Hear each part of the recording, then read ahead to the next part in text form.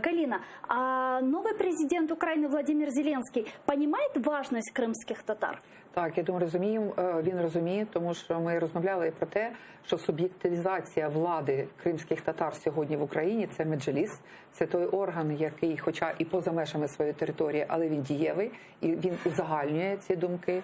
Більше того, ті політичні рішення, які приймає меджліс, вони свідчать про те, що це політична структура, і вона має таку інституційну вагу, тому він це розуміє. Щодо Криму, ви теж знаєте, що у президента є окремий план.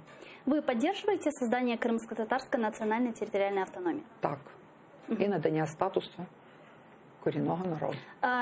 Это поддержка всей команды вашей, всех участников партии? Или же фракція готова проголосувати за те, що замість абстрактної автономної республіки в Крим в нас нарешті буде Кримсько-татарська автономна республіка? Так. Yes. Спасибо за позицию. Все-таки мы находимся на крымско-татарском телеканале, и для крымских татар, которые нас смотрят, очень важно, да, было это услышать именно от представителей партии «Слуга народа». І я чула, що приєдналися такі до поїздки вже меджліс, приєднався, і ця поїздка відбудеться разом.